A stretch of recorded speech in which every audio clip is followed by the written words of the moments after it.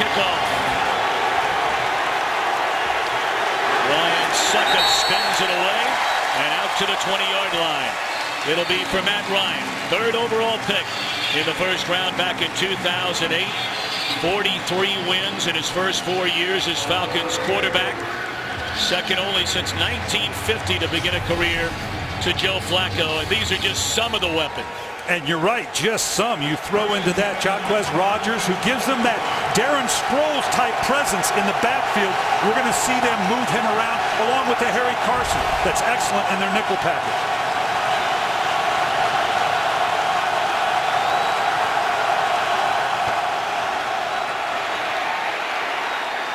Michael Turner cuts it to the inside and crosses a 25 up to the 26-yard line. Now, Kansas City, 6 injured defenders, including 4 starters. We talked about the one-game suspension by Tamba Hali. How do they replace his pass rushing ability? They hope that Justin Houston can be that presence. I'm not sure he's going to gobble up the kind of attention that Tamba Hali does. Gain of 6 for Turner, 2nd and 4.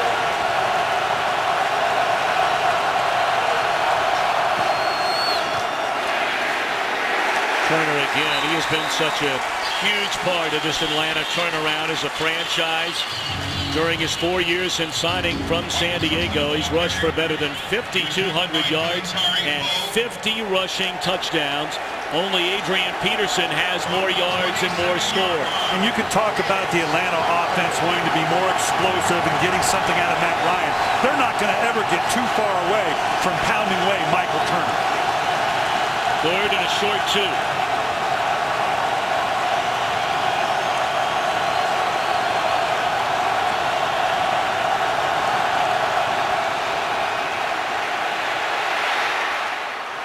Catch is made and appears to be very close to a first down. Who else on the first reception of the day than Tony Gonzalez, and that will move the chain. And why do you go to Tony Gonzalez? Besides the fact he's going to walk in to the Hall of Fame, the size of your tight end on a 3rd and short. He's not going to be wide open. He's going to be open just enough where you can get the ball close. All you're looking for is the conversion. Can't think of a better guy to go to than Tony Gonzalez to get it. Gonzalez beginning his 16th season where he played his first 12 right here at Arrowhead. #1 pick of the Chiefs back in 1997. Play action across the middle and a wide open Julio Jones across midfield to the 45. Well, we saw them open with 2 solid runs into the middle of the defense with Michael Turner. Then what do they come back with? Watch this play action fake, and Julio Jones gets in behind the linebackers.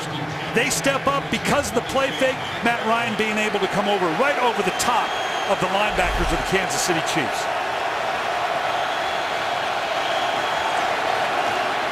Gain of 25, and again Ryan play action, dangerous throw there, and excellent coverage in the secondary by Eric Berry, a Pro Bowler as a rookie 2 seasons ago, but last year on the second play in Detroit injured his knee and missed the remainder of the season. And Eric Berry told us he knew Gonzalez was going to try to use his size. Obviously there's a mismatch there. Eric Berry told us, I've got to use my quickness and cover with my feet against a big receiver like Gonzalez.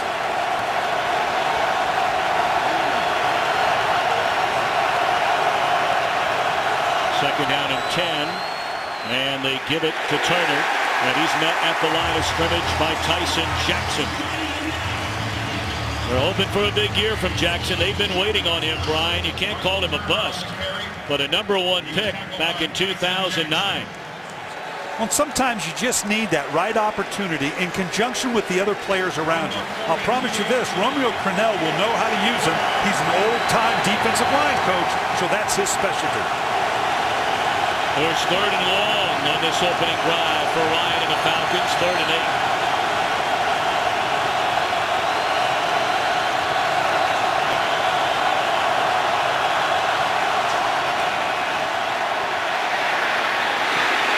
Jones another catch, and Jones another first down. He's inside the 35 to the 32. A gain of 11. Atlanta was so good last season on their opening drive, among the best in the NFL. Well, and Matt Ryan not only likes these opening orchestrated drives, they love to get into the no huddle. We are going to see the no huddle by Atlanta, but as long as they're productive without it, we're going to continue to see this.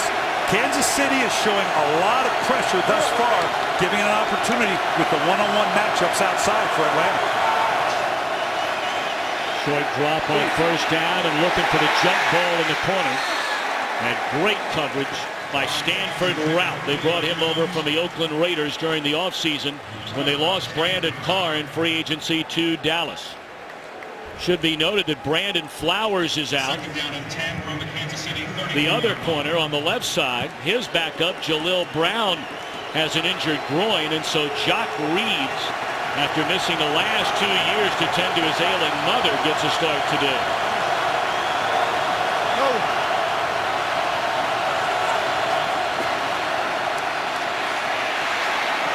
A bullet for another first down, and that's to the 17-yard line. First catch of the game by Roddy White. This is all about, you can see pressure here coming from the outside with Kansas City. That tells Matt Ryan he's going to be one-on-one on the backside. He and Roddy White have gotten to that point, like all great quarterback-receiver combinations, that they can almost finish each other's thoughts. They know exactly where they're going to be and when they need to be there.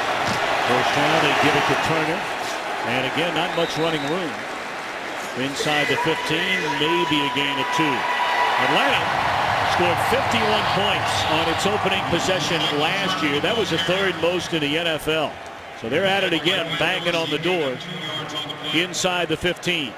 And to score on your opening drive, what that gives your team by way of confidence, it just shoots it out the road.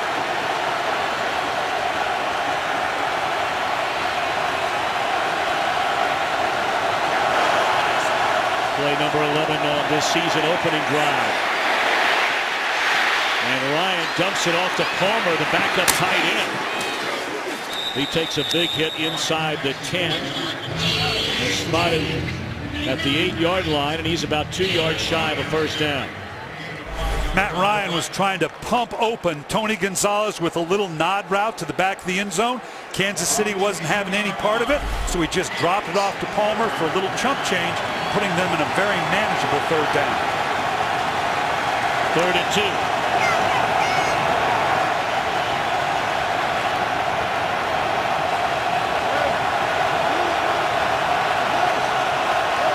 Julio Jones right here, maybe looking for an end zone shot.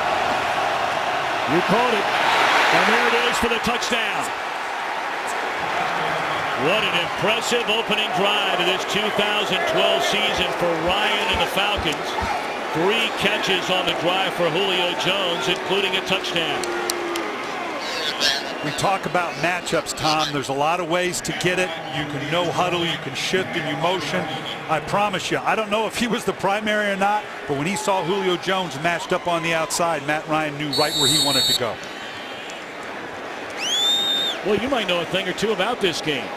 Before that play ever went out, you're circling Julio Jones. Don't tell anybody. You'll ruin I'm going to my give you rep. a pat on the back early because I know it's south from here. Point after is good. 11 plays. And then the 12th is a touchdown throw to Jones, spanning 80 yards. 7-0 Falcons. What an impressive opening drive to this 2012 season for Matt Ryan. Hitting 6 out of 8, 68 yards, the 8-yard touchdown pass to Julio Jones. And we talked about it before. When you score on your opening drive, it just reinforces everything the coach has told you during the week. Right now, Atlanta's riding high.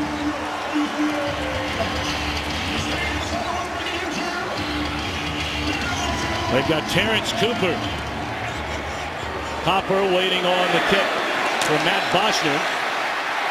And it's Arenas who goes over to get it and brings it out to the 22-yard line. So now Matt Castle and the Chiefs offense. So many weapons here in 2012. Try and answer.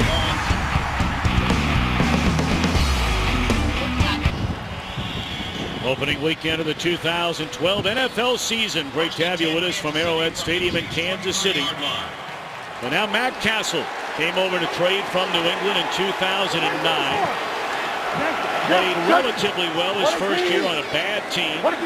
Took the Chiefs to the playoffs as a Pro Bowler a year later. Then last year played in just 9 games before injuring his hand as Peyton Hillis, among the newest Kansas City Chiefs.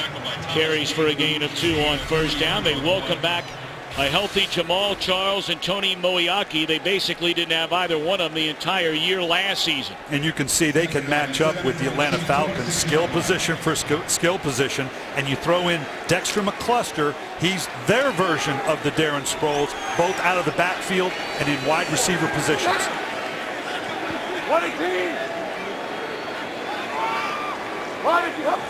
Hillis coming over from Cleveland during the offseason. First throw, and it's Steve Breston on the catch. Slips a tackle and appears to be about a half-yard shy of the first down. Atlanta defensively in his 13th season is John Abraham, coming off another fine season a year ago. Their leading tackler was Sean Weatherspoon, and Brent Grimes, a Pro Bowler 2 years ago, hoping to get back there this year. New defensive coordinator Mike Nolan feels like he has a guy in these 3, just what you want. Someone up front, someone at the second level, and a good solid secondary guy to hold the group together. 120. 1 Third down and a yard, and they give it to Jamal Charles, and he has what appears to be enough for a first down. It was 1 year ago in Detroit when Jamal Charles was carted off the field, tears in his eyes after tearing ligaments in his knee. And boy, when he is healthy, he is among the best backs in the NFL. And they brought in Peyton Hillis not only to balance that speed with now a big physical back, but also to protect themselves against, obviously, another injury. Like everybody in the league, you better have 2 guys in the running back position.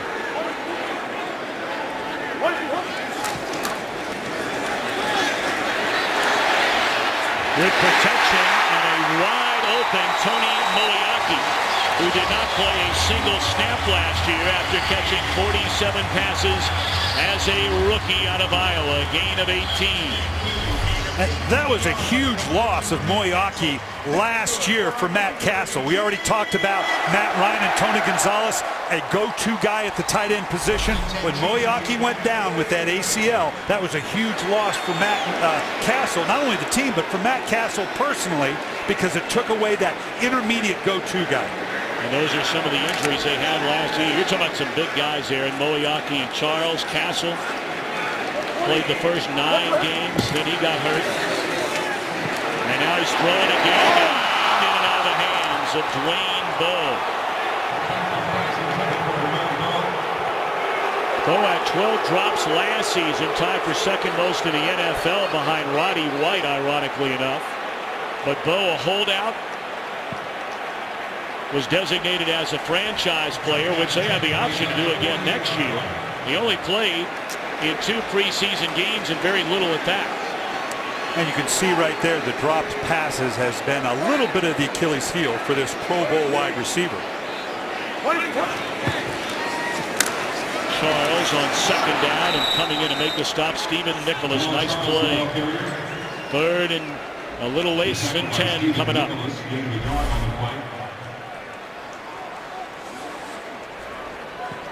See, just pulling the gap right here. Came off the backside. That's an excellent fill on the part of Stephen Nicholas, because he saw the play going away. He had to blow through the gap. Otherwise, this thing might have gone out the gate outside the edge.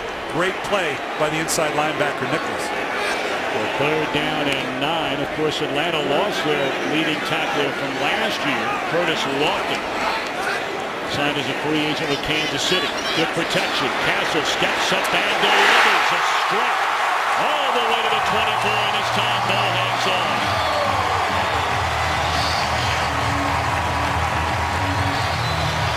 That was a little late in developing. Matt Castle had to really throw this in. You can see here at the top of the screen, it's a timed route. It gets cleared out. He pulls up just at the right depth. The inside defender almost got underneath it. That's why I was saying it is a bit of a late throw, but this is as on target as you can get for a big third down conversion. Kansas City, the only team in the NFL which failed to score a touchdown on its opening drive last year. But thinking differently here at 12, that one appeared to be tipped to the line of scrimmage.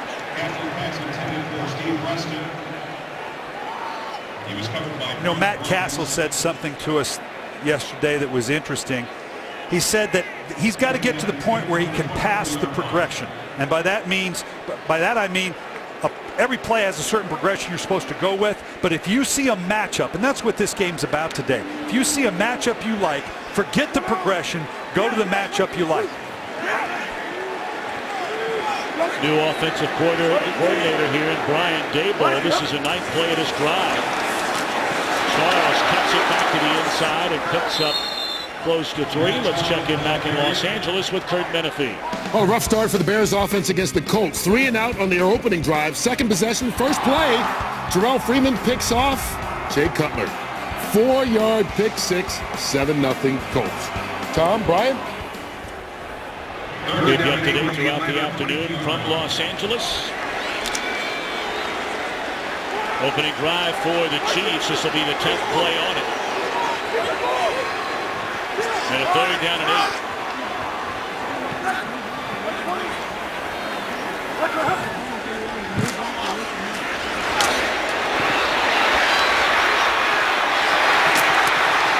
Slips a tackle, but not nearly enough for a first down. Run out of bounds at the 21-yard line.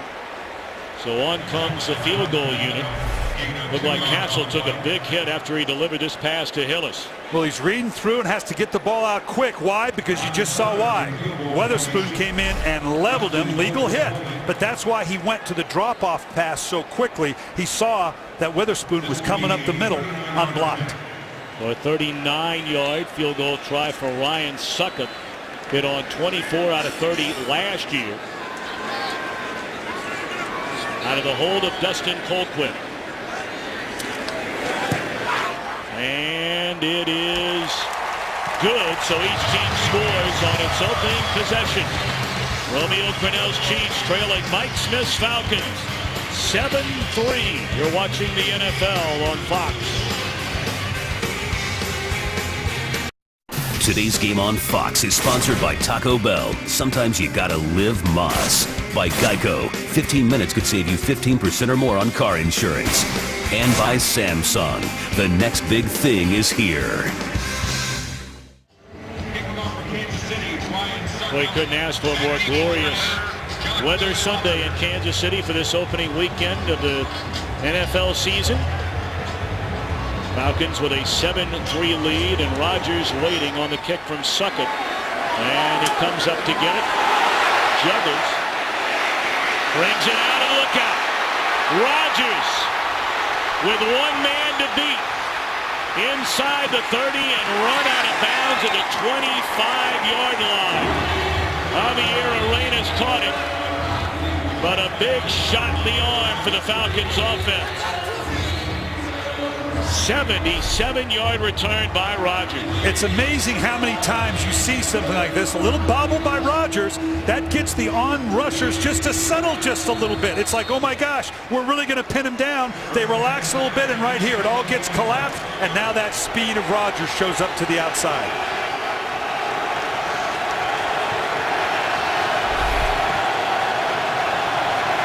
Yard line for Matt Ryan.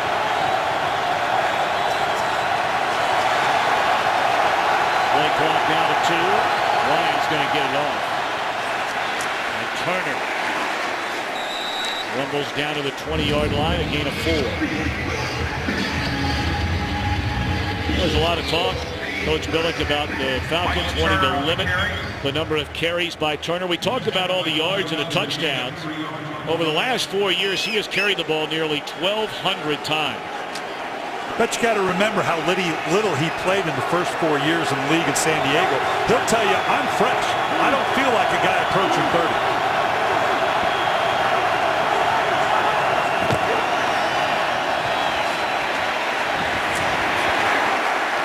Turner to the 18-yard line, 3rd down upcoming, and again we check in back in Los Angeles with Kurt Menefee. Bounty gate is over, football is back, and so is this Saints offense. Drew Brees hooking up with Jimmy Graham, his favorite target last season, scores their first touchdown this year, and they lead RG3 and the Skins 7-3 in the first quarter. Tom? Of course, the Falcons finished runner-up in the NFC South to those Saints a season ago. New Orleans beat the Falcons twice.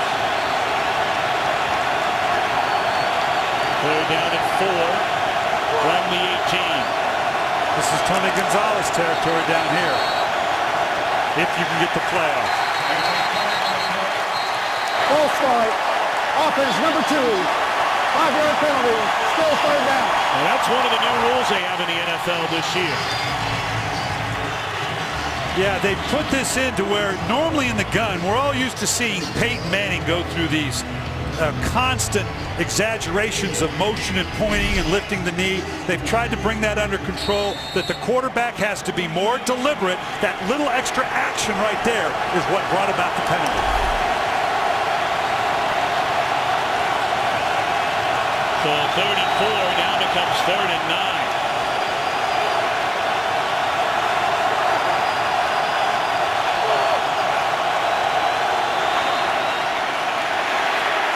Blitz coming, they find Harry Douglas, but he is denied first down yardage. Outstanding tackle in the open field by Stanford Routt.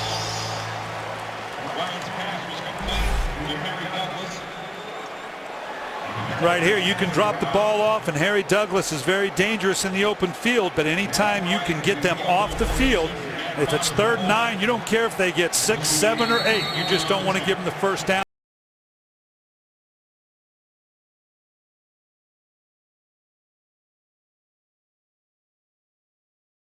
Bryant out of the hold at Boston. Good snap, good hold, and he sneaks it inside the left upright. So the big return by Jacquizz Rodgers of 77 yards leads to an Atlanta field goal. And under 2 minutes to go in the opening period from Arrowhead Stadium, the Falcons with a 7-point lead. 1:57 to play in the opening quarter. Well, we figured this had a chance to be a shootout style game, and perhaps we're on our way. Well, right now the punters are taking the day off, and it could be that kind of game all day long. Javier Arenas out across the 10 to the 15, and still on his feet. And up to the 24. Arenas saved the kickoff return, would-be touchdown a moment ago by Rodgers.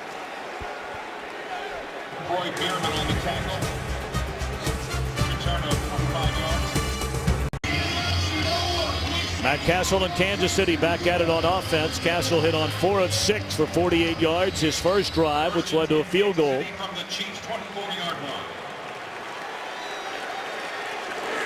And they start their second drive of the game from their own 24. What is he? What is he not?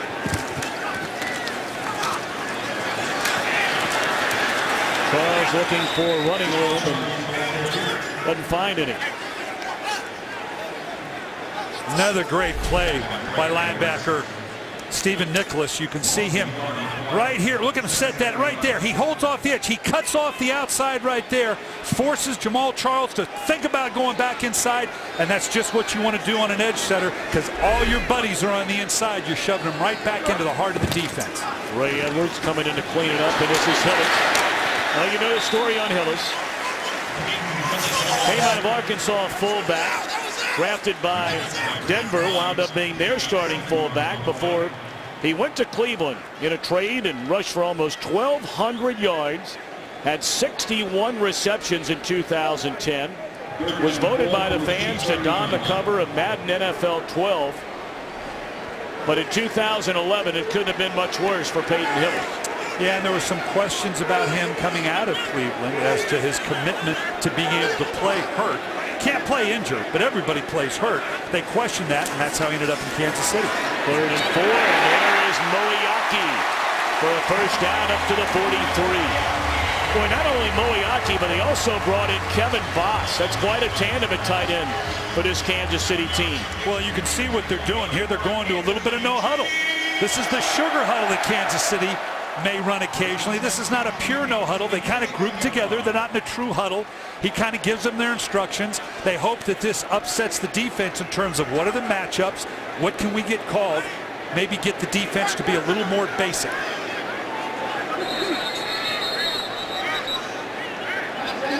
And that will be the final play of the opening quarter. An exciting quarter. Atlanta 10, Kansas City 3. Fox NFL Sunday continues after these messages.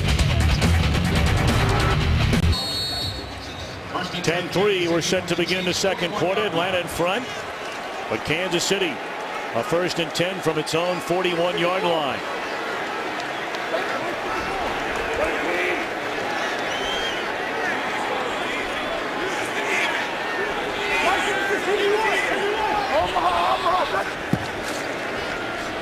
Jamal Charles with running room, and that'll be a gain of 11. Charles, a two-time 1,000-yard rusher, healthy again. Watch the tight end block right here. Matt Castle saw some in the right turn. John Abraham to the outside, opened a big alley for Jamar Charles to do just what he likes. Head downhill, then cut back against the teeth of the defense. Charles ran for nearly 1,500 yards, averaging better than 6 yards per carry when he went to the Pro Bowl his last healthy season. And now he'll go to the sideline, and they pitch it back, and that was a disaster from the very beginning.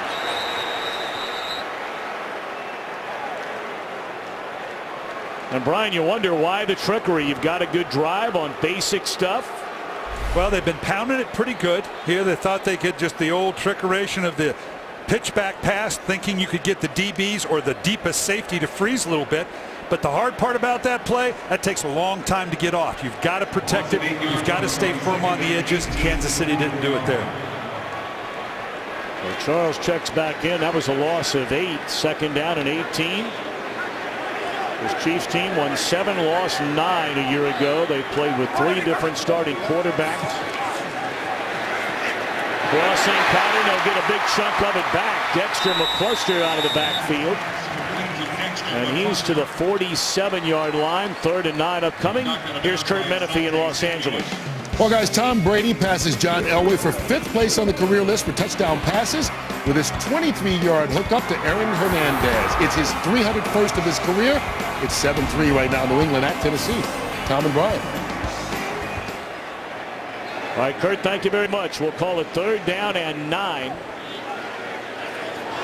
Chiefs need to get to the 38 of the Falcons to convert a 1st down. Castle steps up, and Bowe in traffic hangs on, beating Grimes down to the 25-yard line.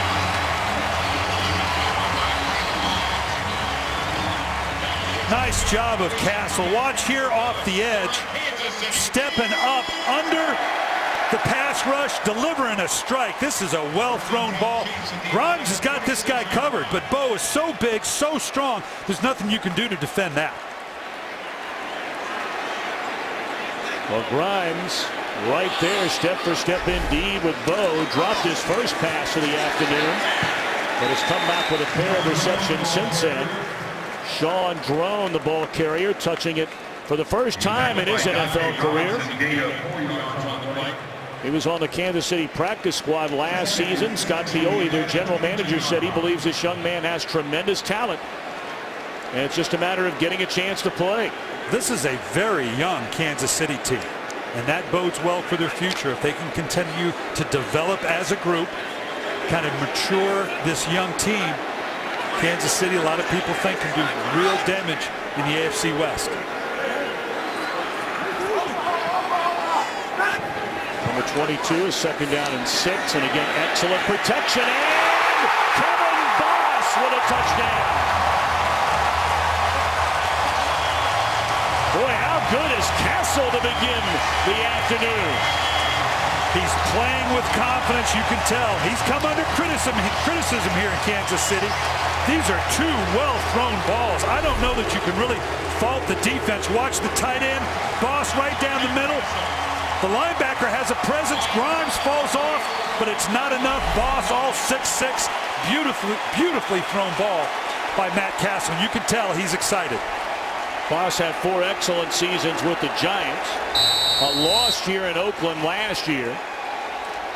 And now his first catch is a Kansas City Chief. A touchdown.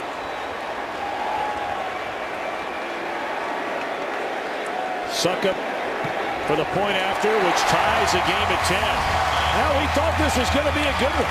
And boy, has it been entertaining so far.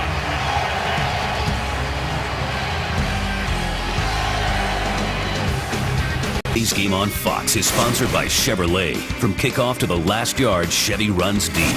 By Miller Lite, it's not just a good time, it's Miller time. And by KFC, come in today and taste why fresh is better.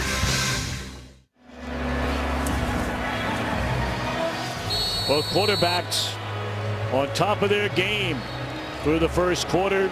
And less than a handful of minutes in his 2012 season, Ryan has hit on 7 of 9 with a touchdown. Castle 8 out of 10 with a touchdown.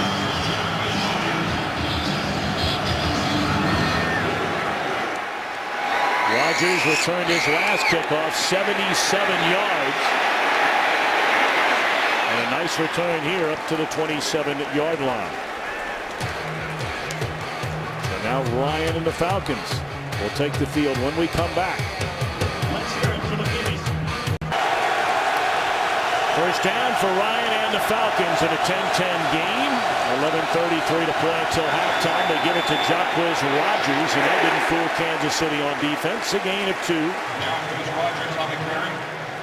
Derek Johnson, their leading tackler a season ago, has been bothered by a tender ankle. He injured it in the third preseason game, the final preseason game against Green Bay. And Atlanta goes to their no-huddle. We knew we would see this early. They love to put Matt Ryan to change up the tempo of the game. With the momentum being on Kansas City's side, you kind of anticipated that Atlanta would get into their no-huddle.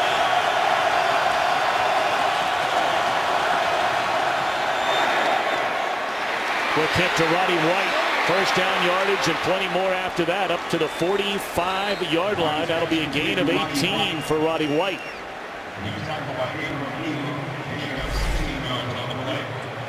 Just a little quick pick screen here. We don't call them pick, we call them avoid screens because picking is illegal. You see it more and more coming up out of the college game, and particularly in a no-huddle offense. Ryan rolls and throws. Was the catch made by White? Yes is the answer. Boy, how do they keep the toes down? Remarkable. This is beautiful. Look, he knows exactly where it is. Right foot, left foot, drag the right one just in case. And yes, you've got to maintain control throughout. Looks like he does. Well, they're in that hurry-up mode. Yeah, they decide to challenge it. I'm not quite sure what they saw to make them challenge it. It looks like he had 3 feet in. Just a little boot and waggle, gets around the edge. The underneath pass is dead. So right here, he's got the left foot, excuse me, drags the right foot, maintains control. Looks like that's completed to me. He's able to drag that right foot. Our referee, Mike Shepard, will take a look. We'll have the verdict in a moment. Today's game on Fox is sponsored by Chevrolet. From kickoff to the last yard, Chevy runs deep. Well, they're taking a look at this, what was ruled a catch on the field by Roddy White, challenged by Romeo Crennel. And let's remember that the ruling on the field was a catch right there. We can't see if there's any green between his toes and the sideline. There's certainly nothing there to be able to tell the officials that they can overrule this. Right now, it looks like it should stand. Now, the second part of it is, what about the catch? Does the ball move at all? There's nothing you can see there to say he didn't have The ruling control. on the field of a completed catch stands. Kansas City will be charged their first team timeout. He very may well have been out of bounds. He may very well have bobbled it, but we didn't see it. That looks like a good call. And of course, Brian, we are playing without the regular NFL officials. That has been a story told over and over and over again as the league tries to work out a deal with them. So Mike Shepard and his crew, so far in this game, have done an excellent job.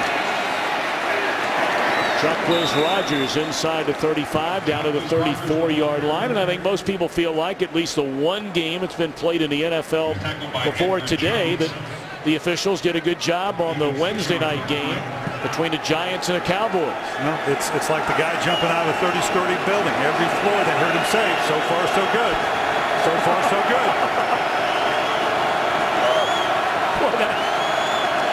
We got to come back to that. Here's a catch, and again it is Rogers, and he's run out of bounds. Lions pass complete to Chuckwist Rogers. And that's at the 27-yard line. Let's check in with Kurt Menefee back in Los Angeles. Redskins and Saints, hey, just like they planned for RG3. 3 possessions, 2 touchdowns. This one a 5-yarder to Aldrick Robinson, and they lead the Saints 17-7. Looking good, Tom. How about that? Watch him. We're going to see Andrew Luck next week. We've got that Indianapolis game. I'm looking forward to see that. We also have Washington later on. I'd love to see RG3. These 2 young men are exciting to watch. Short drop, pump fake one way. Now Ryan looks the other way and dumps it off to Gonzalez, and he's inside the 25, down to the 22. Some extra pushing and shoving going on between Abram Elan, who is starting in place of the injured Kendrick Lewis. At free safety, we talked about so many of these injuries for Kansas City on defense. Yeah, this is going to test that secondary. The communication, particularly at home, when it's loud. These fans want to be loud to stop the no huddle. That puts a lot of pressure on the Kansas City secondary as well. 2nd and 5. Ryan puts it up. Catch. First down again. Roddy White. Chiefs are missing half of their starting secondary. Lewis is out. Brandon Flowers is out. We told you his backup at corner Jaleel Brown is out. Their starting nose tackle Anthony Toribio is out, so the rookie Dontari Poe starts at the nose. This Atlanta offense has been marching up and down the field on now a 3rd straight possession. He may be wanting to check to a run here. Or a pass. There's that same screen. They go to Jones, and again he finds the end zone for a touchdown. Julio Jones, taken in the 1st round last year when the Falcons traded up to get him. He had a solid rookie year and 2 touchdowns to begin season number 2. That's twice we've seen these quick little pick screens right here. Douglas comes out. Wow, right there. I call it a void. I have fun with it. You can't do that. You can't block downfield on a play like that. That's one that the officials missed. You can make them avoid. You can act like you're going in a route and kind of have a little collision. You can't flat go out there and cut the guy. Second scoring toss from Ryan to Julio Jones, and the Falcons back on top by 7. 7:48 to play until halftime, and the 2nd touchdown catch of the day for Julio Jones puts Atlanta in front. Matt Ryan on that drive, perfect. Well, we thought this could be a track meet, but right now, well, I see no indication that either one of these defenses are going to stiffen up.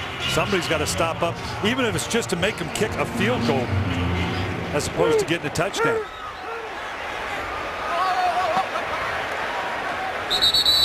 I know, let's go back to the touchdown a moment ago, Brian. Is this a legal play or not? Here's the key. I want you to watch Harry Douglas. If you're within a yard of the line of scrimmage, you're okay. Otherwise, it's offensive pass interference. I don't know. That's awful close. Well, you see the blue line there. That's the imaginary line of scrimmage. Yeah, just the nature of the play itself, I got to believe, is normally going to get called. That's an awful fine line to say that's within a yard or not within a yard of the line of scrimmage. Matt Castle has been mighty sharp here today, hitting on 8 of 10, 111 yards, and a touchdown throw to Kevin Boss. And they start off on the ground at Charles. Boy, he's hit good, and he's into the open field. Jamal Charles, and caught from behind at the 35-yard line by Thomas Deku, but a huge gainer for Charles. They're seeing something off that right side. Winston on the right side. I want you to watch the tackle. Starts out and then seals the inside. Great block on Nicholas, and now the speed of Jamal Charles. They were concerned about Charles coming in, and they said somewhere about the second or third preseason game they saw him put the foot in the ground, make the kind of cut that they knew he was going to be okay. It's a gain of 46. And Hillis barrels forward down to the 30-yard line. We talked about Charles. It was an opening game of the season. Well, they had three when guys. He was hurt. They had Moiaki, of course, that had gone down. And Eric Berry. That's three guys, I tell you what. But they got together. To be hurt like that, you feel isolated from the team, but they rehab together. They pushed one another. To have three guys all with ACLs, Charles, Moiaki, and Berry, it really was something they could lean on one another to get themselves ready for the season. Castle to Hillis, who cuts it back to the inside. It takes the host of Falcons to bring him down. A third down upcoming. Laura Oakman. I love that Brian brought up the mental recuperation, because you talk to guys who missed a season and they don't talk so much about physically being worried about coming back. It is the mental. Jamal Charles was one of those. Said last year was the hardest year he dealt with. He never missed that much time. Said, I felt like everyone forgot about me. I didn't know what my place was. Every chief has said he's on a mission. He is driven this year. He said, it's because I need to make a name for myself again. It's like 2010 never even happened. So all three of those guys rehab together. They're pushing indeed one another. Third down and 5 as Kansas City tries to answer the Atlanta touchdown. Look at that throw. And that's McCluster. I mean, you can't throw it any better than Matt Castle just did with very little wiggle room. And we talk constantly about the matchups. That's what a Jamal Charles, or excuse me, a McCluster gives you by breaking to the outside. Dexter McCluster one-on-one with a safety or a linebacker. And then you're right, Tom. Look at the accuracy. That gives the running back a chance. Doesn't turn into a lot here. But if you can catch that on the run without changing your body position at all of a sudden, that's what turns into a big play. Spotted inside the 20. Charles once more breaks it to the outside. And he's run out of bounds at the 10-yard line. A gain of 9. Well, these Chiefs fans have to be so excited, Coach Billick, at this start on offense. Everybody's tail was the right guard, excuse me, on the right side. Asamoah does a nice job pulling around. We saw it with Winston. Now we saw it with Asamoah. Anytime you see a play bounce to the outside or successful outside, something has to wall off on the inside. Second down and a yard. And that is a first down. Well, you look at this offensive line. Well, they drafted Brandon Albert, the left tackle. First rounder in 08. In 2010, they brought in Ryan Loja. They drafted Asamoah, who's become a starter over at right guard. Rodney Hudson takes over as starter this year at the center position. And in 2012, their first 2 picks in the draft were offensive linemen. And the picking up of Eric Winston from Houston in the offseason kind of rounded out that group, brought some maturity and leadership to it. Hillis spins his way down to the 5. And this is where the picking up of Peyton Hillis really pays off. We've seen the explosiveness of Jamal Charles, Dexter McCluster, but you can bring in the big pounding back of Peyton Hillis as that changeup, particularly as you get inside. Now, with the group they have in here, they have practiced some of the Wildcat where they will shift Matt Castle out of it. We'll see if it shows up down here. Well, they've got Sean Drone in the backfield, and now he splits far to the right.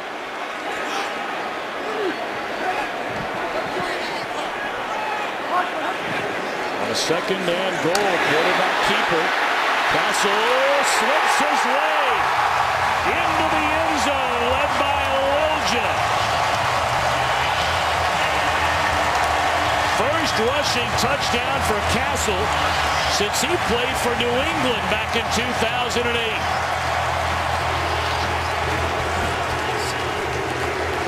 You can tell he is excited. He's got the fans pulling for him now. You're talking about a guy in Castle who was booed at Kauffman Stadium in a celebrity softball game 2 days prior to Kansas City hosting the Major League Baseball All-Star game. And this is a great call by offensive coordinator Brian Dable. You don't expect that kind of call with the Matt Castle. Hasn't necessarily been in his repertoire. That's why obviously Atlanta wasn't ready for it. Point after is good by Suckett. You can see it all gets spread out right here. Matt Castle loving being in the end zone. He's got him on their side now.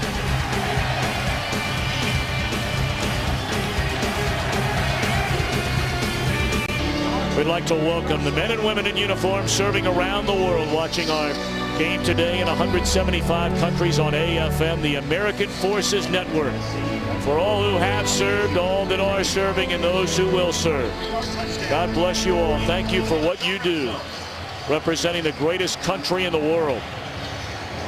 Kicking off for Kansas City, Ryan Suckett. Not a single punt for either team through nearly an entire half. And it's a little early still, but it does change your play calling when you recognize, look, the other side of the ball is struggling. It may come down to whoever has the ball last. It gets you to be a little more aggressive with your play calling. Rodgers deep in his own end zone. A couple of pretty good returns already today, but this time takes a knee, so 3:38. And a full array of timeouts for Matt Ryan. Well, we saw Atlanta come out and do no huddle in the last series. Here it might be, you know what, we got to keep our defense off the field a little bit. They may go with the more orchestrated call now to see if they can balance it up between run and pass. Still want to score, still need to go the length of the field, but let's just take a little more time in doing it. Ryan has hit on 10 straight passes for 100 yards over those 10 and hit 6 different receivers. We talked about all the weapons for both of these quarterbacks, and they're both utilizing nearly every one of them.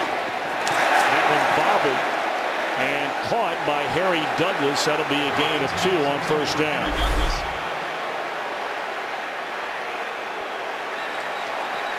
Now Atlanta kind of going with their sugar huddle. And the officials are deciding something here. They got to look and see if this thing bounced in. It's only a 2-yard gain. I don't know that it's worth a challenge or not a challenge on either side for a 2 or 3 yard gain. The previous pass is incomplete. Second down. Oh, good call. They came back and overruled themselves. That's what you do. You confer with one another. The line judge seems something different than the back judge. Nice job by the officials. So second down and 10, and that's the first incompleted throw by Ryan, spanning his last 11. If he only missed 3 times all day.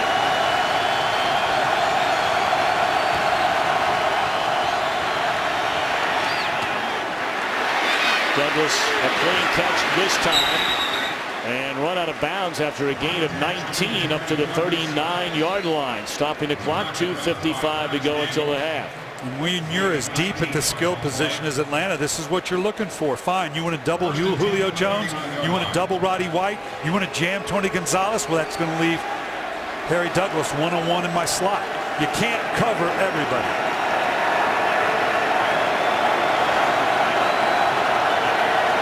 They're burning a lot of time here. They have a lot of time to play with. That play clock down to 7.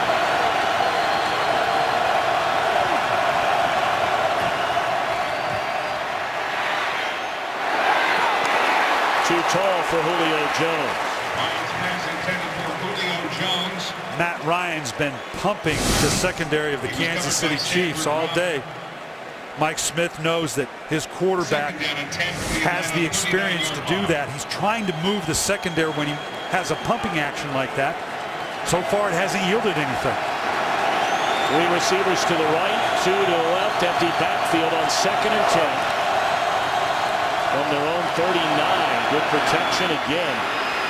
Well, neither quarterback has felt much heat at all, and there's Gonzalez crossing midfield. Tackled by Derek Johnson. Trying to get into play before we reach a 2-minute warning. It's been an outstanding half for Ryan. It's been an outstanding half for both quarterbacks and both teams on offense. They get the play off. Ryan all day to throw. And now nothing but green in front, slides his way, depending on where they spot it. It appears as though he has enough for a first down, and he does, which takes us to 1:55 and the 2-minute warning. 17 apiece at Arrowhead.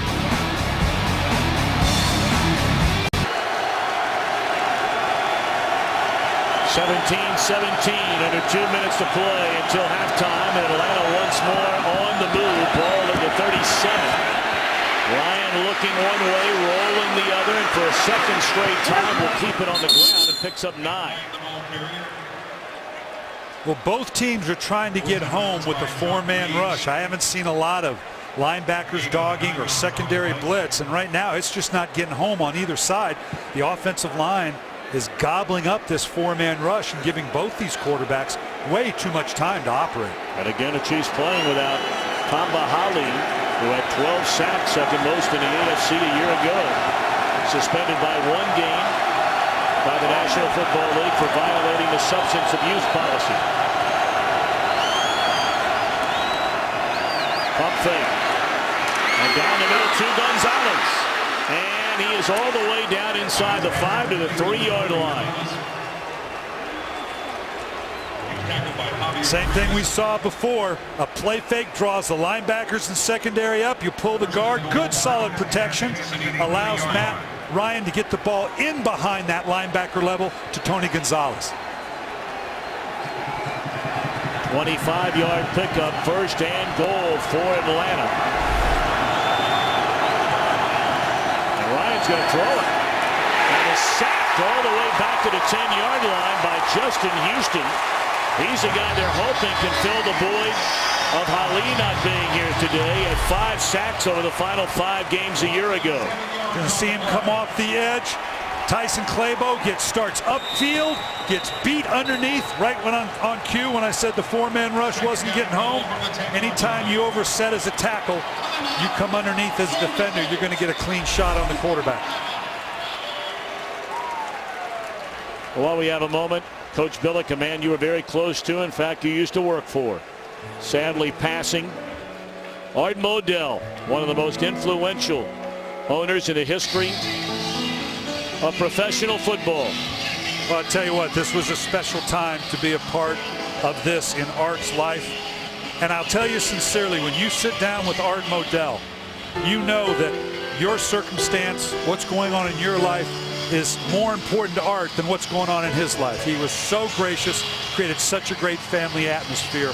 He'll be sorely missed. And it broke his heart to leave his hometown of Cleveland, Ohio. Huge heartbreak on his part. Let's remember, he left the team, he left the colors, he left the name. Not everybody has done that. Our thoughts and prayers with his entire family. Second down and goal. Roddy White having to slide to make the catch back down to the 4-yard line. So 3rd and goal. He was covered by Jacques Reed. Final seconds of the opening half. And this shows you the confidence they have in Matt Ryan here, the way he can manipulate the clock. They obviously want to get I don't know what to wait for. They're going to call timeout here. I guess they want a more orchestrated call. Give themselves time on a 3rd down. They want to think about this a little bit. The way this game's going, you don't want to miss an opportunity to score a touchdown and have to settle for 3.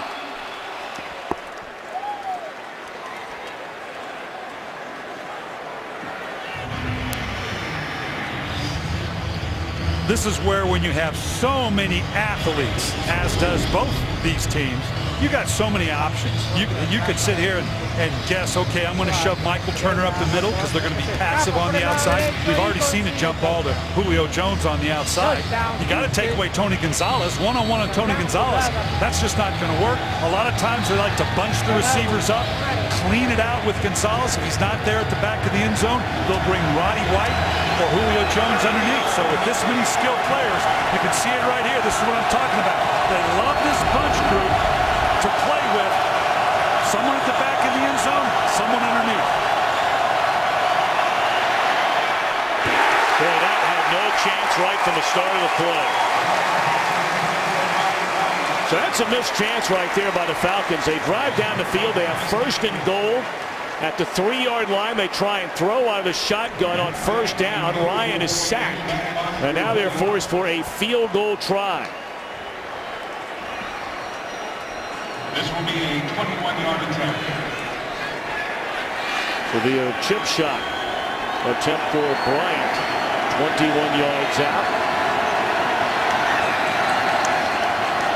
And the first-year long snapper in Josh Harris. And a good snap there. And a point after. Putting the Falcons back in front 20-17. But coming up on the Visa halftime report, Kurt, Terry, Howie, Michael, and Jimmy will bring you a first half analysis of this one. Fast starts today for RG3 in the nation's capital. Or for the team out of the nation's capital playing down in New Orleans. Mark Sanchez and the Jets out to a 21-7 lead over Buffalo. Well, this has been a fun first half. Not a single punt for either team. We talked about all the injuries for Kansas City. Perhaps there's an excuse, although they wouldn't use it, built in there. But Atlanta has all their horses on the field, and Castle has been mighty impressive. And I'm not to make an excuse, but you're also talking about 2 new offensive coordinators that you really don't know what they were going to do coming in. You get nothing out of preseason, obviously. Brian Dable for Kansas City. You got Dirk Cutter coming in from Jacksonville to Atlanta. So these defensive coaches had to guess a little bit as to what the plan of attack was going to be. So far, neither one has guessed right.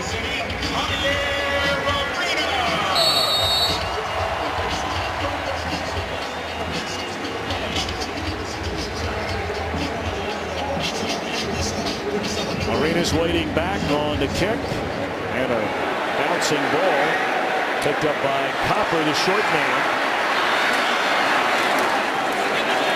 And he is up to the 19-yard line.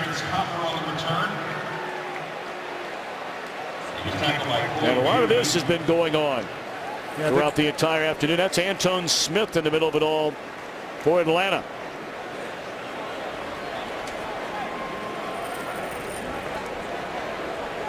Obviously not a lot you can do here with 5 seconds. They got to feel good about the half that they've had. Only down by 3 points. They haven't been stopped yet. Let me ask you, I mean, seriously, why wouldn't you send some guys down the field and just put it up Well, here? you're too far out. You need to be about the 45-yard line, 50. You throw up a Hail Mary now, it's just going to get intercepted. So Castle will take the knee. Tony Gonzalez and the Falcons, a 3-point lead. Let's go to Kurt Menefee and company in Los Angeles for the Visa halftime report. 2017, Kansas City will get the football to begin the second half. Follow your favorite team all season long. Go to iTunes.com/NFL. Alongside the coach, Brian Billick and Laura Oakman, Tom Brenneman back at Arrowhead Stadium. And for the coaches at halftime, Brian, I don't know if there's anything we've seen so far that would lead you to believe that this is going to all of a sudden turn into a defensive struggle in the second half. You might just have to win a shootout. Yeah, I think both coaches may be thinking they got to put some pressure on these offenses. So far, other than the 1 sack down in the red zone on Matt Ryan, neither team has been able to put pressure on the quarterback with a 4-man rush. Arenas deep in his own end zone. We'll watch it fly. But in a game like this, you know, Brian, when you're going into halftime and you're gathering the troops once you get everybody back together, what do you think the message would be? You talked about pressure on the quarterback, but is there a more macro message in all this? Well, for Atlanta, it's you're on your road. We've got the lead. You got to feel good about yourself. If you're Kansas City, you're saying we've weathered the storm. You know, we've not panicked here. So it's positive for both clubs. But both these guys have to identify how do we get pressure on the quarterback, yet not be vulnerable against these multiple skilled athletes that both sides are facing. Well, certainly for Kansas City, it has been an extremely balanced offense. Jamal Charles, after being injured in the season opener last year, has come back. That's his 9th carry of the game and now 75 rushing yards. Chiefs closing in. They've just now hit 100 yards rushing. The Falcons have pretty much given up on the run game very early. Only 47 rushing yards on just 10 attempts.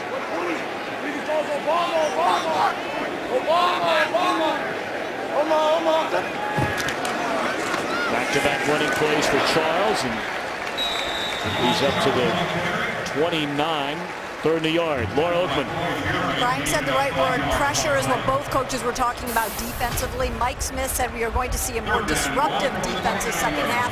Talked about the lack of third down efficiency as well as tightening up the tackling. Romeo Crennel talking about he's all right with how they've stopped the run, but not at all happy in terms of stopping the pass. Need to tighten up in the red zone.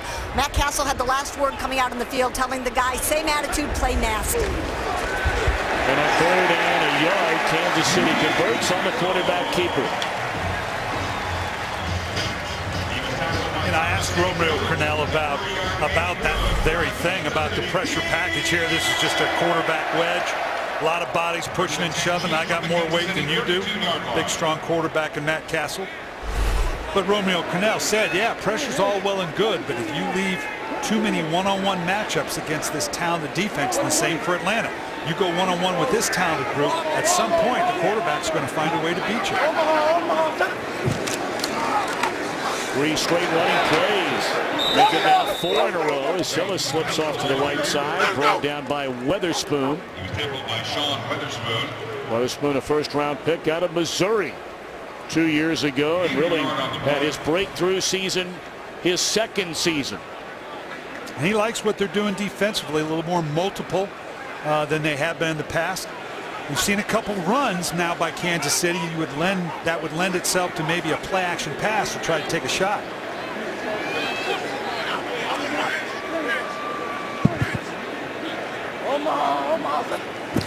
Second down and 9. It is play action. And again, good protection. Steps up and delivers a strike. McCluster still on his feet. Spun out of 1 tackle.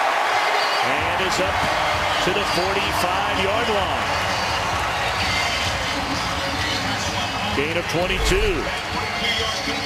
And you can see right here, watch what, there's nothing underneath this. McCluster, look at that quickness.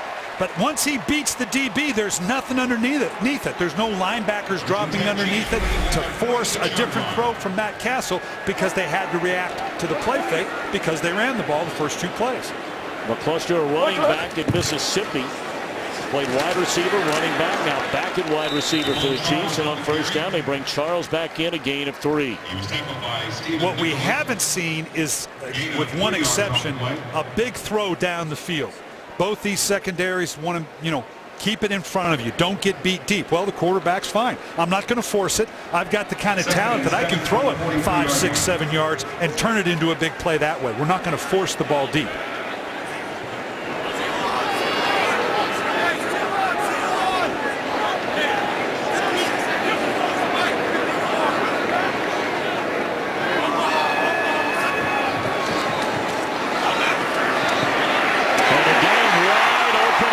The middle is McCluster, and that's a first down to the 28-yard line. Matt Castle saw pressure coming early. You can see this coming from in here right into the middle. That's a lot of bodies. Again, that means there's nothing underneath it. Just what we talked about. You can bring pressure, you can bring a lot of bodies, but that leaves you one-on-one on the back end. They took advantage of it there.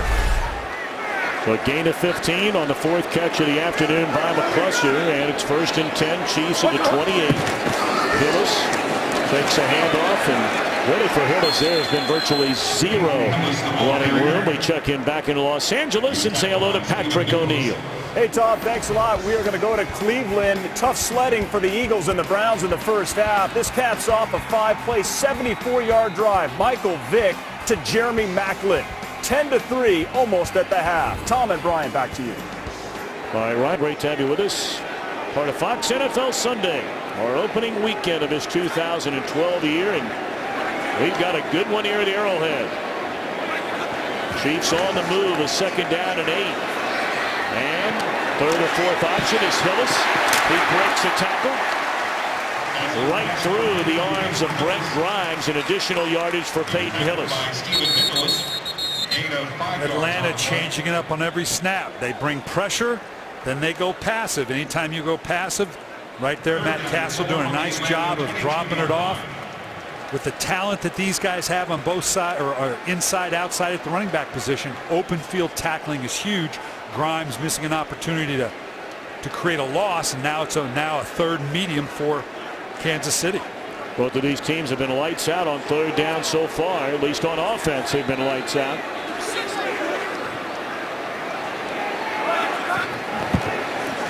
This one a 3rd and 3. And batted down by Weatherspoon. So out comes the field goal unit. A game-tying try for Ryan Succop. Just kind of spying in here, Weatherspoon. Anytime these defenses, the way this game's going, I know it's the potential of 3 points here, but 3's better than 7. That's my elementary school math speaking there. But that's a win for any defense that doesn't give up a touchdown right now in a game that we have not seen a punt. 3 is better than 7. So waiting on a spot of the ball as the holder actually moved up 1 yard. Colquitt, he was at the 31. Now he moves up to the 30. So this will be a 40-yard field goal try for Ryan Succop.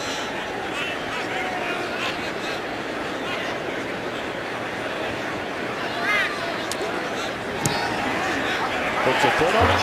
And off the upright, no good.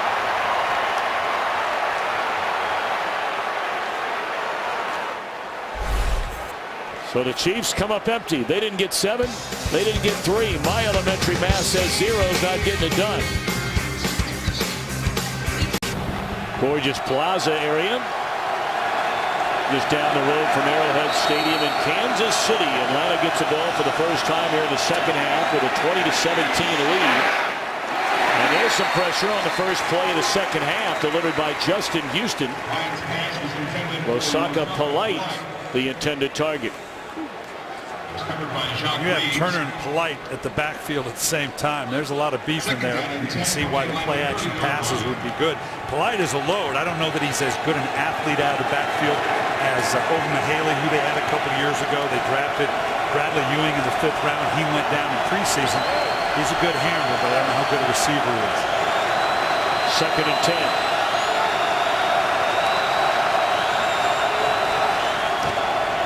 First carry in quite some time for Turner. And just nowhere to go. That's the rookie, the #1 pick out of Memphis, Dontari Poe, stepping up to make the stop.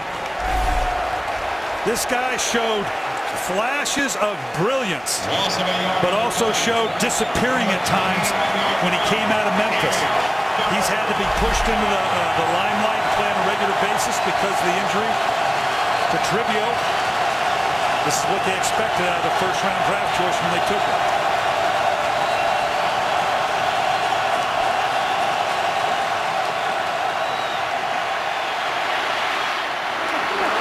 Down the middle, Julio Jones, and he's all the way to the Kansas City 40, so they convert on 3rd down and 11.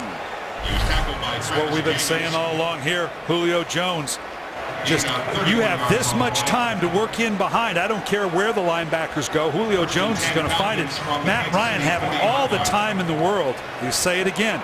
Neither team really able to mount a great deal of pass rush. You can see right here, this is a 3-man rush. They're not getting home. They're certainly not going to get home with 3. They were counting on coverage. Didn't happen. Nearly midway through this 3rd quarter. Kansas City missing a field goal try on the opening possession. And Turner, carrying for just the 2nd time since the opening quarter, picks up maybe 2. Here's Patrick O'Neal. Hey, Tom, well, this story keeps getting better. In Minnesota, AP again, his 2nd touchdown of the day, 10 carries, 48 yards. This touchdown came after a Blaine Gabbert turnover, 14-9 Vikings. Back to you, Tom. Great to see Adrian Peterson back, injured against Oakland last year. Reconstructive surgery. They wondered whether he would play the opening weekend. We'll see Minnesota next week.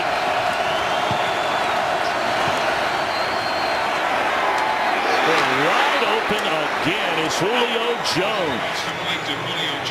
And a 1st down inside the 20 for Jones. You can see here Derek Johnson. At some point, Derek Johnson's got to get deep enough. They're getting beat up on the inside. He kind of drifted to the outside because of the flat route. They've hit a couple of these deep crossing routes. Cornerbacks and safeties are looking for the linebackers to force a deeper, more arcing throw by the quarterback, and right now they're not getting it. 6th career 100-yard receiving game for Jones. His last 2 catches have gone for 51 yards. Little delay to Turner. And his best run of the afternoon. Inside the 10, down to the 8-yard line for Michael Turner. Very close to another first down. It is. Talked about the big fullback. Watch this fullback right here.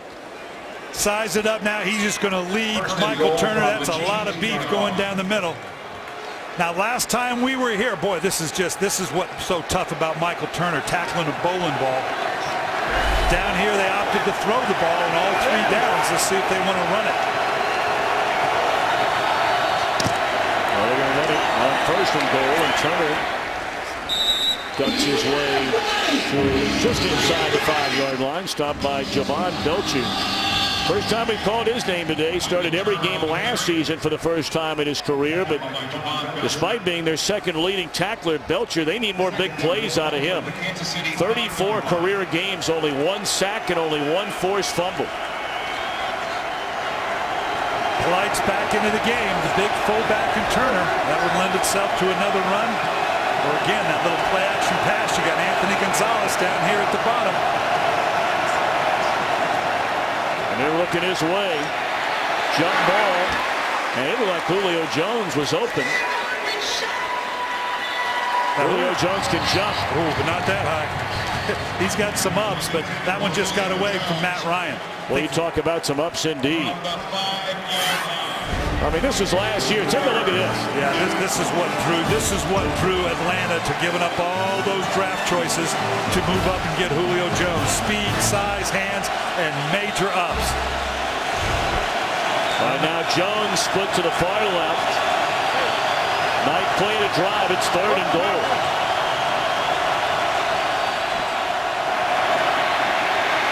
Ryan will waltz into the end zone, and that is a touchdown again for Atlanta. Great job by the right side of the line for the Atlanta Falcons with a late blitz pickup. Collapsed it all down. Matt Ryan recognizing they had dropped off to coverage, trying to double as many guys. Watch the right side of the line here, how they adapt to this late blitz. Tyson Clabo taking care of the inside, collapsed the entire defense and allowed Matt Ryan to run in untouched. So each quarterback with a rushing touchdown in the game today, and a point after by Matt Bryant is good. So the largest lead of the game for the Falcons stretches to 10.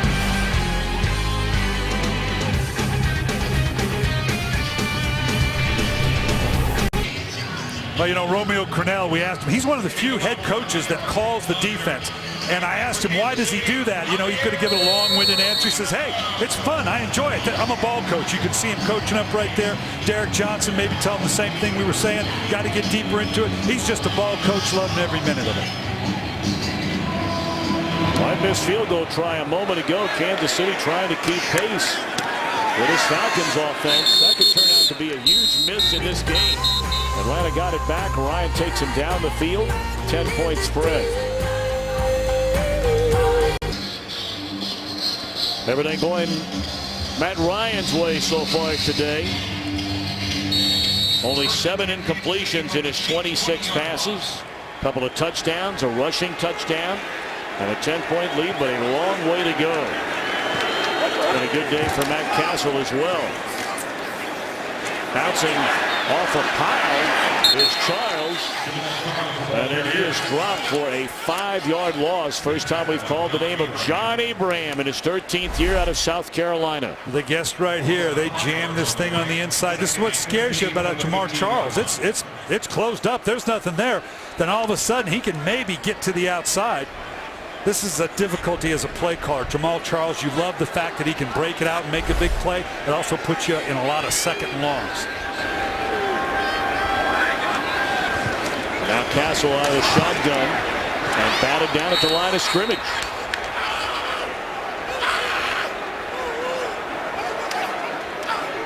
Well, both of these offenses running in high gear early on. Neither team, in fact, is punted in the game. Castle 13 out of 16 has run for a touchdown, thrown a touchdown. Well, this becomes a big momentum play. You get the feeling in this game to keep this drive alive. You give it right back to Ryan and the Falcons. And early in the fourth quarter, they got a chance to put this thing to bed, and the ball is loose. Witherspoon whiffed on it, and a scramble for the football. Looked like Abraham stripped it out of there, and who has it? Still no signal yet. Witherspoon tried to pick it up and run with it. And it is Atlanta football. As the hand going forward, no, that's clearly a fumble. John Abraham, the one guy in the game we said that you probably have to account for. One-on-one on the left side with Albert. Abraham ducking underneath, forcing the fumble. But this is why the Atlanta Falcons, and in this situation you tell those defensive linemen scoop and score, but as a coach you're also saying just fall on it. We want the ball right here. This is why the Falcons under Mike Smith are 36-2 when they lead at half. They know exactly what they're doing in terms of playing to the lead. They're on the road. It's tough to win on the road in the National Football League. This team has maturity now under Mike Smith to take advantage of these situations. The Croy Bierman recovered that fumble. And the sack by Abraham, and Ryan steps, and a catch is made, and a touchdown is made for Tony Gonzalez. Everybody wondered would he dunk the ball over the goalpost as he did for so many years. Well, here we go. Can he still do it? He might be 36 years old, but he can still throw it down. Yeah, and I know they're booing, but they love it. They respect this guy. What a tremendous talent. It's something special when you know you can watch a guy that you know is going to walk into the Hall of Fame and still get to watch him play at a high level. Gonzalez has said he is 95% sure that this will be his final year in the NFL. This is his 16th season. That point after is mishandled after the snap. Now number 10 all-time on the career receiving yards list. Number 1 among tight ends. Ryan says, come on now. I'm not going to alley-oop. You got to go for the jam.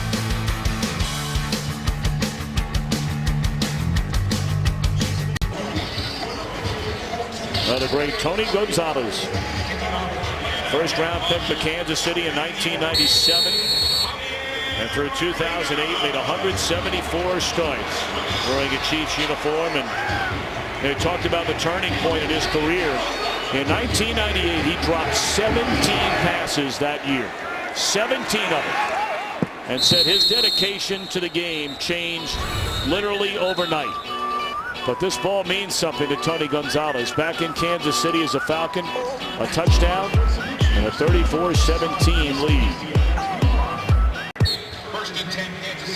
Well, the first 3 possessions of the game, a pair of touchdowns and a field goal. They began the second half with a chance to tie the game. But Ryan Suckett's field goal hit the right upright. Atlanta came down the field, a touchdown, and then after a fumble, scored again. And now Castle flushed out of the pocket, and he is sacked for a 2-yard loss. Laura Oakland, you spent a lot of time around Tony Gonzalez. I did, and for this past couple months, he's really been visualizing every step of this return, from getting off the bus to going into the locker room to getting onto the field. The only thing he didn't imagine was what we just saw. He said, I wouldn't let myself picture if I would dunk over the goalpost, if I scored or not. He said that was definitely a feel-it-out process. He said, if it feels good, I'll do it. Obviously, it felt good to him. Like Matt Ryan almost urged him to. Had a little prompting on that one. They give it to Hillis. And he is wrapped up and hits it down all the way back to the 15-yard line. And all of a sudden, this Kansas City offense, which was cruising along, getting bottled up now on a second straight drive. Well, they were getting positive yards in the running game. Maybe not big plays, but they're getting a good solid 2, 3, 4, 5 yards. Last 2 times they've tried to get to the edge, they've got knocked back. And now the play caller, Brian Dable, is sitting there with a 3rd and 15. That's a tough play call.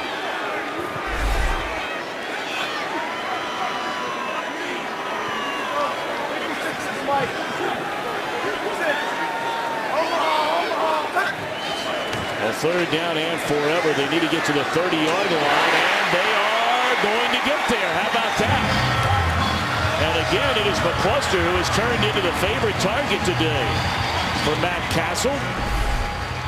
His 5th catch of the afternoon. They brought pressure from the weak side with Grimes, the corner, that opened up the void in the zone on the backside that allowed him to make the big play. So again, these defensive coordinators are having to play, throw the dice a little bit. Do I be aggressive? Do I bring the DBs and linebackers? Or do I go more passive? Brian, you and I the last couple of years have seen a lot of this Atlanta Falcons team, and one area they have been so poor in is being able to stop teams' drives even on 3rd and long. In fact, they were the worst team in all the NFL last year trying to stop an opponent facing a 3rd and 10 or more. And that was Mike Smith's #1 priority coming into training camp, is getting off the field on 3rd down. Those weren't all just 3rd and longs. There were a lot of 3rd mediums and 3rd and shorts as well. Hassel steps up and through the hands and then intercepted. That's William Moore off the tip ball. So the last 2 possessions, a fumble and an interception. And now the Falcons, with 1:20 in the 3rd, have a chance to blow this thing wide open.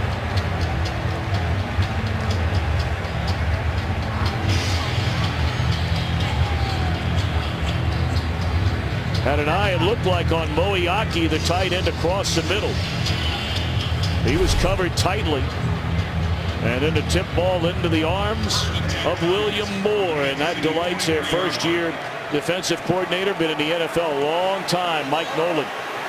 And I talked with Mike last night. He said he was anxious to get into a real game to get the feel of this defense. When you come in new like this, you got to get a feel for what are your guys capable of doing. What's the tenor of the game?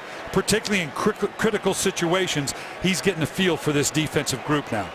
Much like touchdowns and any scoring plays from a year ago, this year the NFL has instituted a new policy where on turnovers, they are also going to review change of possessions. And I think that's a good thing. You have the technology. I don't know that we need to actually go into the booth to do it. I would take it a step further. We may be heading that way with these constant rule changes that put it into the booth. Use it as a resource. We saw earlier in the game when the ball on a short pass to the outside, they originally called it a catch. The referee went over, consulted with the back judge, the line judge. They said, no, I saw this, you saw that. No, it's incomplete. They got it right. Use the resource up in the booth. He can look at the replay in real time and get the word down to the official and say, this is what happened, that's what happened. I'm sure you were always very agreeable to anything the officials had to say when they come to visit you on a sideline, right? Yeah, and the more of my money they took, the more agreeable I became. How much money did they get you for over the years? They got me for a good 75 G's, man. That's a lot of money. That's a lot of crabs, as we say on the Eastern Shore.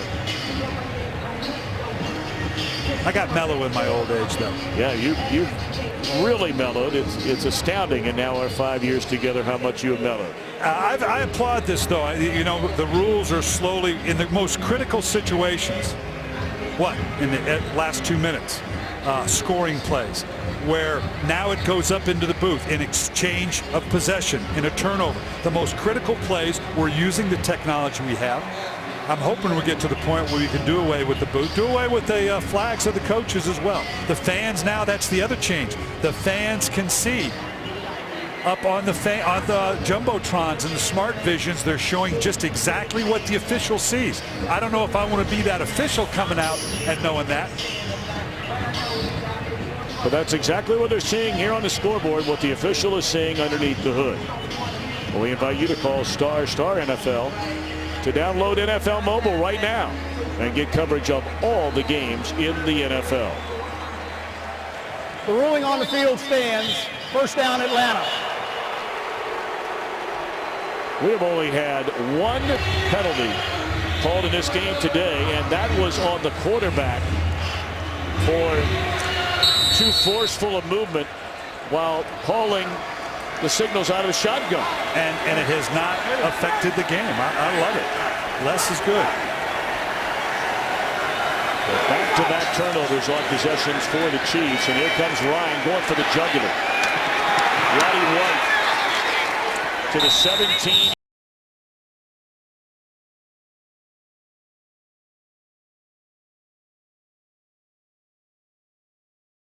Field is just gashing the Kansas City Chiefs. We've seen Julio Jones a couple times, Roddy White gets in behind the linebacker level with a simple play fake and a throw over the top.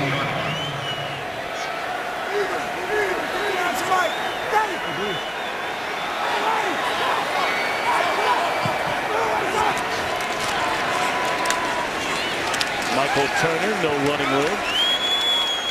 Bring up 2nd down and 10 for the Falcons. They get the big fullback Polite in there with Michael Turner in behind him. Now sitting here with a 34-17 lead. Mike Smith, the defensive coach in him, starts to say, okay, we've been throwing the ball well, but let's pound away. The clock becomes a factor, all but here in the 3rd quarter. Well, that's going to be the final play of this 3rd quarter. 34-17, Atlanta in front. And Fox NFL Sunday continues after a break from your local Fox station. 345 total yards of offense for Matt Ryan and the Falcons. They put 34 points on the board. And after the interception, they have the ball at the Kansas City 18-yard line. Kansas City looks very confused on defense right now.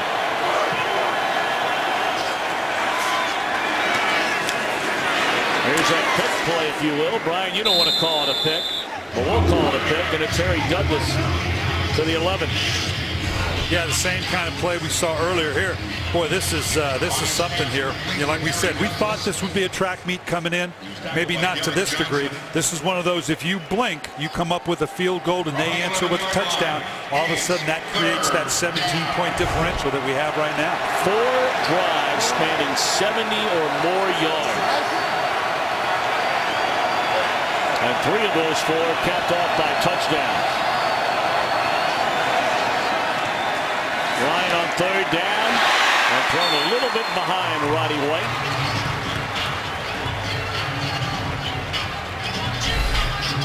Yeah, Matt Ryan anticipated a little more pressure. It never really showed up, and that's a tough catch. Running full out one way, having to reach back. They'll probably credit that with a drop for Roddy White, but I don't know that it's deserved. That's a tough one to catch when you're flying across the field full speed. And the 14 drops really bothered Roddy White last year, most in the NFL.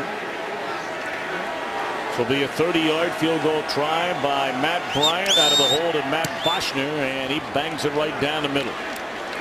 37-17 early in the 4th. We had some of that famous Kansas City barbecue here on Friday night, Coach Billick.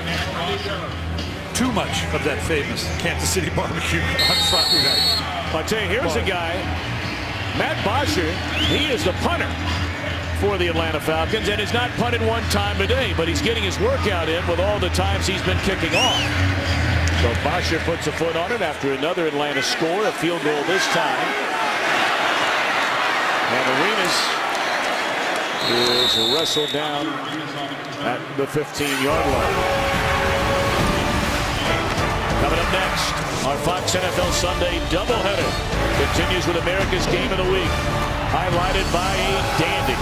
The 49ers in Lambeau to take on the Green Bay Packers. Some will see the Panthers and Bucks, others will see the Seahawks and Cardinals. Coming up next. Who you liking that one? The Niners and the Packers there, Coach Bill. I may take a later flight. I may get to the airport and just see if there's a later flight out of here, because that's going to be a game worth watching. Well, who do you liking now? I think it's going to be awful hard for the Niners to go into Lambeau and get that one. Of course, a lot of people thought that would end up being the NFC Championship game a year ago, were it not for the New York Giants stunning the Packers in Green Bay before they beat San Francisco in the NFC Championship. You love the weapons that have been added to San Francisco now. You know, anybody that can change the personality. Kind of like the weapons we're seeing here. This is an example of what we're talking about. We've seen too many of these in the second half for Kansas City, where they were turning into positive gains in the first half. Now here we sit with another 2nd and 14. Players had a solid game today for Atlanta with Stephen Nicholas. There's a big run by Castle. He appears to be short of the first down on a slide up to the 26-yard line. But Nicholas has either made tackles or forced plays like the one a moment ago for somebody else to get a tackle. Nicholas having toe surgery during the offseason. Now in his 4th year as a starter.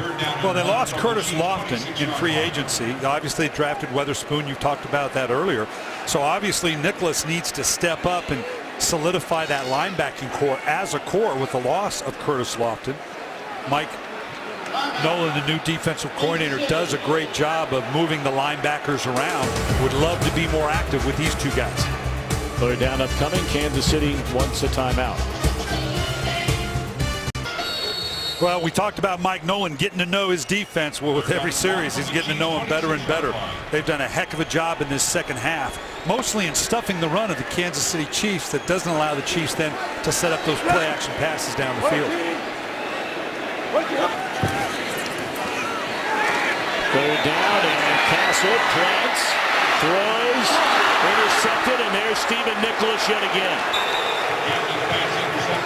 Heavy pressure put on by the strong safety William Moore. Ray Edwards finished off Castle, who then throws it into the arms of Stephen Nicholas. And boy, from grade school to high school to junior college to college, never, ever, ever, ever, ever roll one way and throw back across a defense. You just don't know where everybody is. I realize the Kansas City Chiefs need to make something happen here. You're under duress. You're throwing it back across the field with nothing but red and white in front of you. You can't see over the top of it, and it turns into a turnover. And I beg your pardon, that looked like Jonathan Babineau who actually put the hit on Castle as he threw. It has been a very disappointing second half for Kansas City on offense. The second half began and they went right down the field. There appeared to be confusion before their field goal try. The field goal attempt by Suckup hit the right upright. And ever since then for Castle, it's been fumble, interception, interception on their last 3 possessions. Jacquizz Rodgers for a gain of 2 on 1st down. I imagine we're going to see the tenor of the Atlanta offense change now, even though we got 12:30 in the quarter at the end of the game, almost in a 4-minute mode. Pound the ball away, grind down the clock. No 2-minute here. Obviously, we want to take as much clock off as we can. Go ahead and play action fake and get your shots down the field. But they want to control the tempo and the time of the game now compared to what we saw earlier.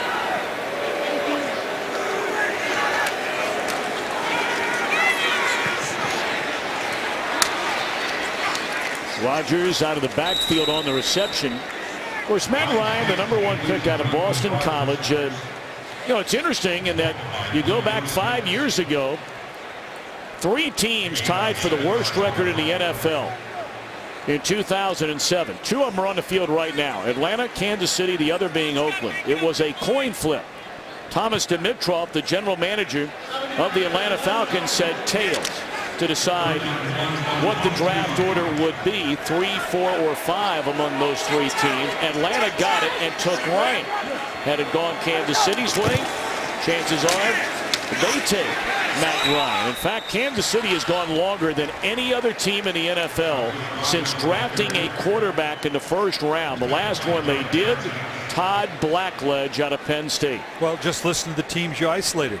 Oakland, Kansas City, and Atlanta, all searching for that quarterback, more so Kansas City and Oakland than Atlanta because they had the Michael Vick years. Look at the first team in the draft, Miami. They took Jake Long, good offensive tackle. Can you imagine how different their last few years had been had they taken Matt Ryan with the first pick of the draft? 41-yard field goal try now for Bryant out of the hold of Bosher. And it is good. And if you're wondering, after Atlanta took Ryan, McFadden went to the Raiders, Glenn Dorsey to Kansas City.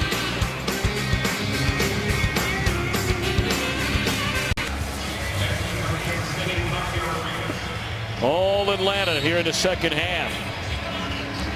40-17. And nearly an entire quarter left to play. Bosher spins it away. And Arenas going to bring it out. And not a wise decision. for the second or third time by Arenas. Barely gets to the 10-yard line. Bierman hustling down the field to make the stop, and now a fight. Boy, that's a serious fight down there. That's Christopher Owens, a backup cornerback. Hard to tell whether it was Arenas that he got tangled up with or someone else, but you can rest assured Owens is going to be facing a substantial fine of some kind. There is a penalty flag down. Looked like the Kansas City player over there, Sean Drone, had the face mask of Owens, and it looked like Drone threw a punch after Owens had done the same. So both those young guys who haven't hit the lottery yet as far as money in the NFL are going to be fined. 2 dead ball fouls on the play. Unnecessary roughness against Atlanta. Unnecessary roughness against Kansas City. They'll offset Kansas City first down. Yeah, at the end of the day, we're at the same spot, and their pocketbooks are going to be a whole lot lighter. Better believe it. Nice job by the officials, though. Got it under control quick.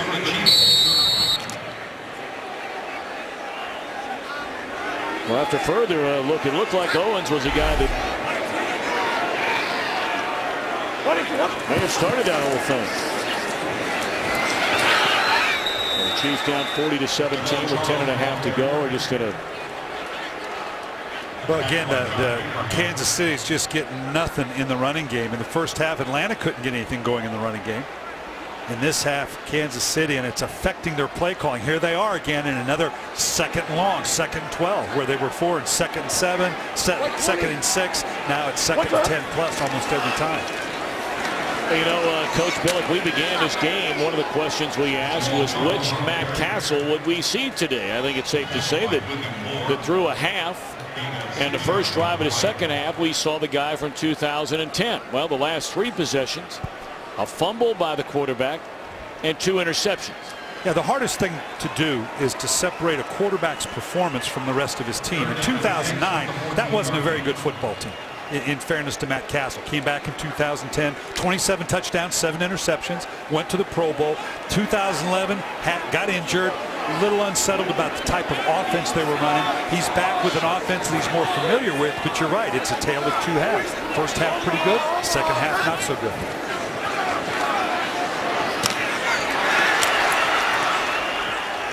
That's Dwayne Bowe for a first down catch up to the 23. Well, it's got to be so tough on a head coach not knowing which guy you're going to get, and undoubtedly the most important position on the field. And yet you've got to support him. We hear it all the time. And I know fans will get upset. Why doesn't he call him out?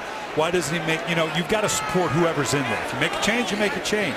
But as a coach, you've got to support your guy. I don't know how much of this can be laid at Matt Castle's feet. You'd have to look at the film. But obviously, no matter how it comes down, it's not good for the Kansas City Chiefs. Let's remember the 3rd preseason game against Seattle. They just got basted. And it shook the organization a little bit, even to Romeo Crennel. And we got to look at what we're doing. Obviously, that's the hardest thing. You open up, you know who the opener is going to be. You know since mid-April. Handling your team, knowing that win or lose, you got 15 more games to play, keeping it on an even keel after particularly an opening day performance like this. Nice run there by Drone, who got involved in that sideline scuffle a moment ago. Of course, the Chiefs play inside the AFC West, and that was a division where 8-8 was good enough to win a divisional championship a season ago. That being, of course, the Denver Broncos when all was said and done. Now they've added Peyton Manning. Tim Tebow off to the New York Jets, where, by the way, they've scored 41 today against Buffalo. Raiders will have a full season with Carson Palmer as their quarterback, as that one is dropped by Asante Samuel. And then, of course, you have San Diego, and it's been a team that's been perhaps more Jekyll and Hyde than any team in the AFC. You have a lot of unknowns. You don't know in the AFC West I'm talking about how Peyton Manning is truly going to play. We'll find out, obviously, as we go forward. And then you got to, with Kansas City, they got all this talent, but how's Matt Castle going to play? San Diego, can Phillip Rivers return to the form he had before? He's starting with a healthy Antonio Gates. So a lot of questions about this AFC West. thrown, taking a pitch, and stiff arms a would-be tackler, and may have grabbed the face mask of William Moore. And I think that's exactly what happened. As he went to put that stiff arm out there, he got a little too much face mask. This would be technically only our second penalty of the entire game. We have the offsetting penalties a moment ago. As he gets the hands up there, you can brush it, but he's got a full hold of it there. Anytime you see that Number helmet, 20 the offense, 15-yard penalty, replay, second down. anytime you see that helmet jerk like you saw there, that's a tough one for the officials not to see.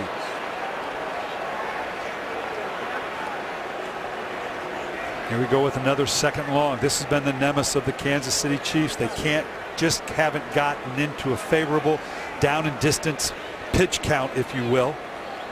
Play calling on 2nd and 15, 3rd and 15 is a whole lot tougher than 2nd and 5 and 3rd and 5. I bet you didn't know that. I'm learning. I'm trying to learn from you, Coach Billick, every single day, whether it be about crabs or sailing or, I thought I knew something about pitch counts from all my days in baseball, but apparently I don't know anything about that either. As Castle just throws that one in the ground and hears it from the crowd. And you mentioned it earlier, Matt Castle is going to have to battle this because he's not a fan favorite right now. And again, not that this is all Matt Castle's fault, but when you look at their schedule coming up, they have a little bit of a battle on their hands. And whether it's at home, you want to have a comfort at home. They go on the road to Buffalo, on the road to New Orleans. They come home to San Diego and Baltimore. They come in here, God forbid, with an 0-3 start. This is not going to be a friendly place to come home and play. And, we talked about it's always interesting how a team can go to the playoffs in one year and then their schedule really not be all that difficult looking ahead of the following years. There's a 3rd down completion, and Kansas City will punt it. Let's check in with Kurt Menefee back in L.A. Well, the team from the other side of the Show Me State looking good right now, St. Louis. Sam Bradford hooking up with Brandon Gibson, 23-yard touchdown. Pending the extra point right now, they lead it at the Lions. Tommy Brown. This is called a punt. In the game of football, when a team is stopped after 3 downs, they often decide to go into punt formation. We bring it up because it's the first one we've seen all day. Penalty flag down on the near side, a fair catch at the 14.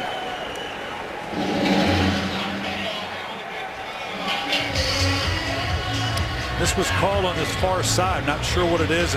Likely it tends to be holding. Maybe that the jam guy for Atlanta got a little too much on the gunner, the guy that's designated with getting down the field. I want to get back to Atlanta. Holding on the return team, number 74, half the distance from the end of the kick, first down. We're going to talk about more of this Atlanta Falcons team and what is in store for Matt Ryan in 2012. That's not a good sign. Brent Grimes here, Pro Bowl cornerback, limping to the sideline. We've been told he injured his calf and is out for the remainder of the game. And with under 7 minutes left, Atlanta a 40-17 lead. Yep. And when you look at Atlanta, one of the strengths of this team, and you can see here with this time of possession, which is always so important, as long as it translates to points as well.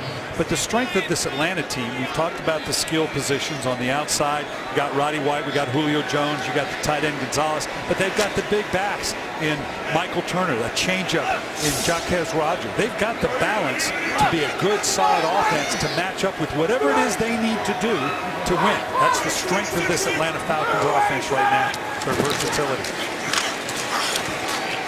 Oftentimes when a team goes into playoffs, the next year they face a very difficult schedule. Now, oftentimes that can be misleading because you don't know who's going to be good, or maybe somebody who was bad last year and good this year. But the bottom line is the Falcons this season only they have a total of 5 games, 5, against teams that went to the playoffs last year, and 2 of those are in their division against New Orleans. Now, they do play 6 teams that went 7-9 a year ago, and those teams could go the other way, but one of them was Kansas City. And they have throttled the Chiefs here in the second half today. They do not play a team that had a winning record last year until week 10 of this year. And it just so happens the NFC South is matched up with the AFC West. Let's be honest about it. If you're any division in the NFL and you had to pick one division you'd like to play against in the other conference, the AFC West and the NFC West would be #1 on the list. Absolutely.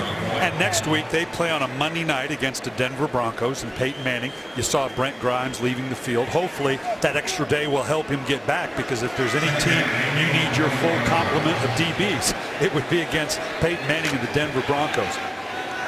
So we're going to learn a lot about Peyton Manning, I think, perhaps later tonight, opening their season against the Pittsburgh Steelers.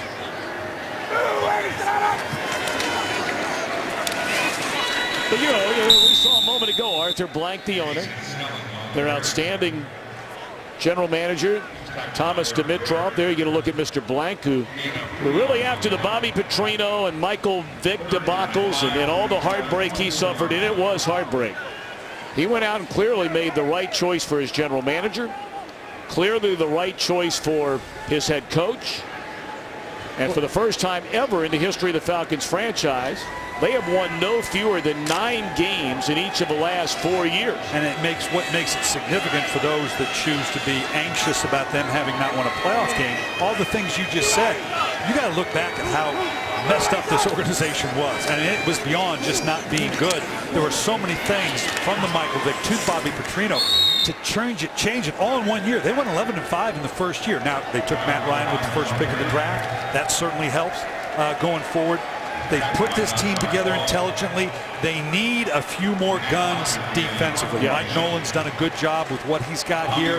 They need that additional pass rusher. They brought in Ray Edwards last year. He's been a moderate success. The secondary has actually been pieced together pretty good with Grimes. Asante Samuel was a big pickup, and now you've got Dante Robinson, who was a starter for him last year. You've got to have 3 solid corners. They've got 3 solid corners. So they have the pieces to be a legitimate playoff, if not Super Bowl contender.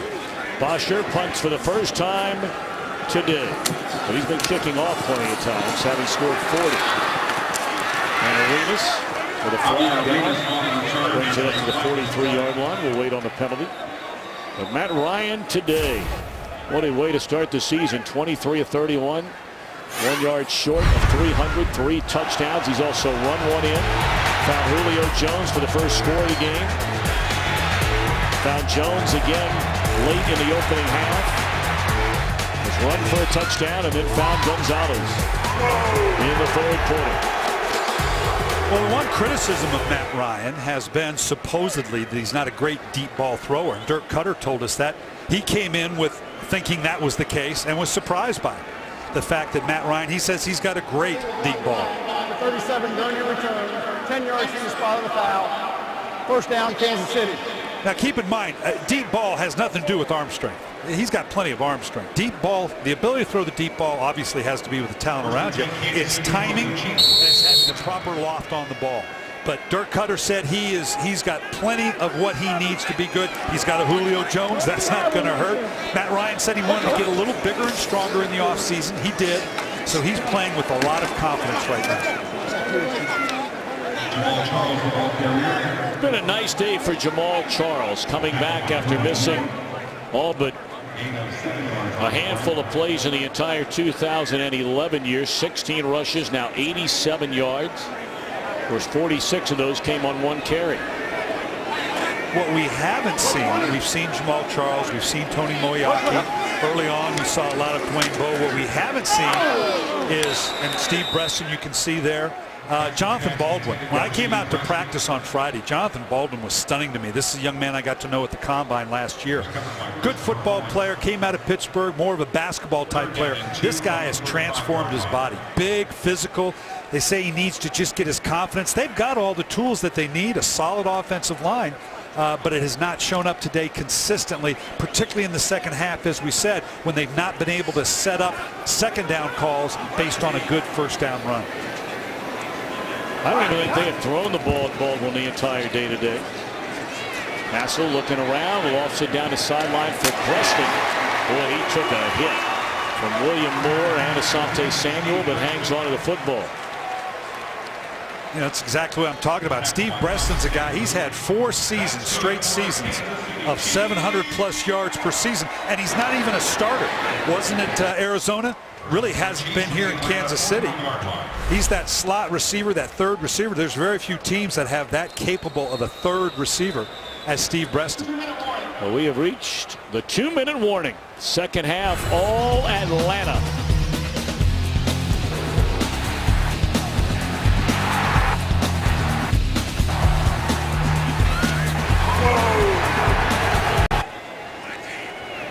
(40-17), 2 minutes to play. Kansas City with the football at the Atlanta 41-yard line. Castle looking around to McCluster, in and out of the hands.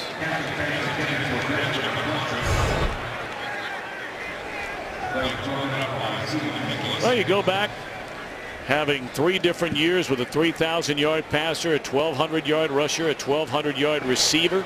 Great Cowboy teams led by Troy Aikman and the Colts. And Manning, Edgerrin James, and Marvin Harrison. And same can be said, but a big difference between those first 2 in this group. Third on that list, the Falcons are still looking for 1 playoff win, but they're so young. Only the 5th year for the quarterback. Let's check in once more back in LA with Patrick O'Neill. We have a game in Detroit. The Lions looking to answer on the Rams. Kevin Smith, touchdown, tied at 20. Stafford, 3 interceptions in this game, no touchdowns. 7:17 left in the 4th. Tom and Brian, back to you. Thank you very much. Our game produced today by Bob Stenner, directed by Artie Kemner, our technical producer Bob Muller, and our technical director Mr. John Howard. Associate directors Neil Gallo and Yvonne Wagner.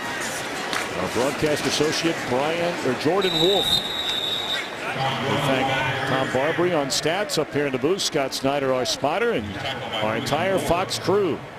I'm never going to hear the end of it from Jordan Wolf.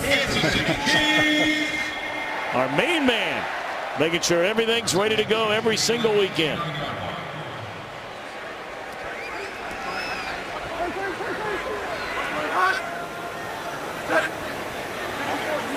And I know your sidekick to your right, Mr. Bill Harmon, up here in the booth with us as well. It's been a great weekend trip into Kansas City. It's a nice throw at Castle. Kevin Boss, who had a touchdown.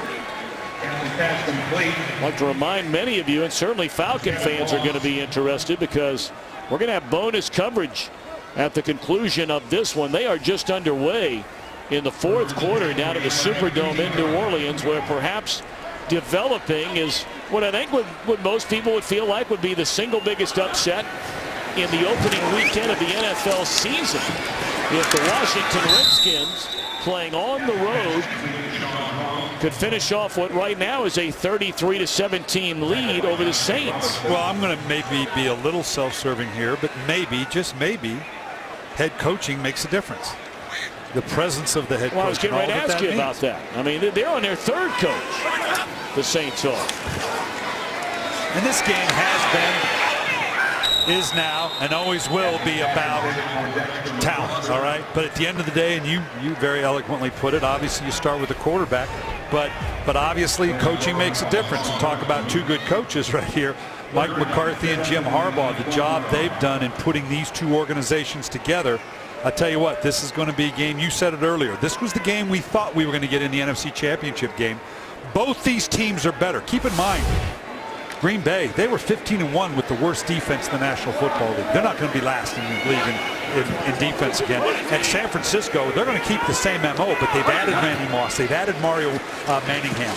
LaMichael James, I'm interested to see how they use him, much like we see a Dexter McCluster here, and the way Kansas City used him, the Jaquez Rogers. Everybody's looking for that Darren Sproles type. They've added that in LaMichael James out of Oregon. So San Francisco, for a winning team like they were last year, has added some additional elements, probably more so than any top echelon team, to change their personality in a positive manner.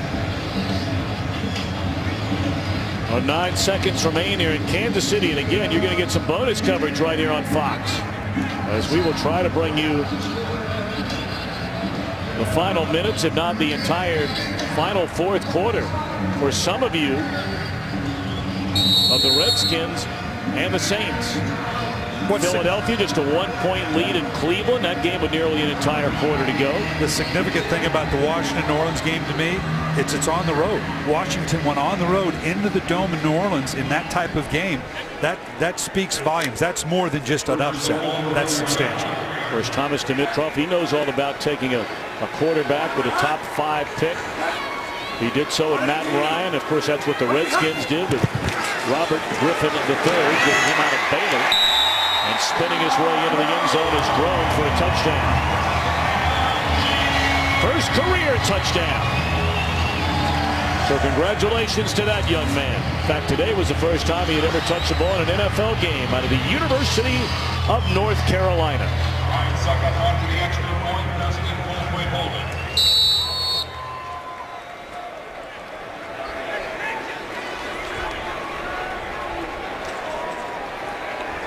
Of course, all the teams having to get their rosters down. And, well, Coach Brian Billick, you were telling a story going back to your coaching days when you had a little hiccup in having to decide who was on the active roster and who wasn't. Well, you always want to be respectful because you realize to no small degree you may be ending a career, but they brought it's obviously a rush of people coming in and you're trying to get your roster set, and they brought a young man in, sat him down, and I was going through my normal spiel about, hey, you worked hard, it's great, but unfortunately it's not going to happen for you. This guy had a quizzical look on his face. Now they always do, but this one went beyond the norm until I realized I was cutting the wrong guy.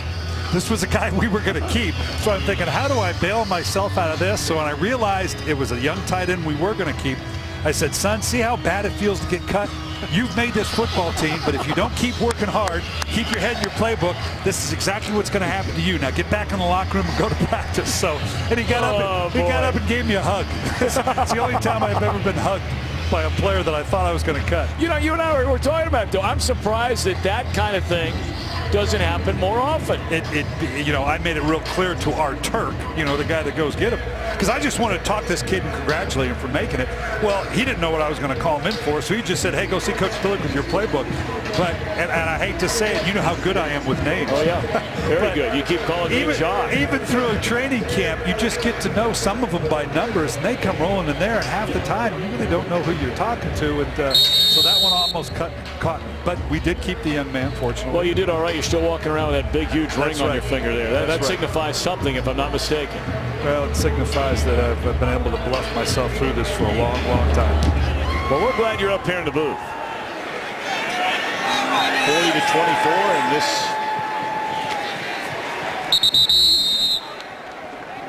game will come to, well, they're going to let 1 second. And now it is over. So Tony Gonzalez, who spent 12 years here in Kansas City, returns to begin his 16th and perhaps his final season in the NFL. That's still to be determined. But he scores a touchdown in a Falcons rout of his one-time team, the Kansas City Chiefs. Kurt, Terry, Howie, Michael and Jimmy standing by. DirecTV in our Fox Network Center. Big win for the Falcons on this opening Sunday.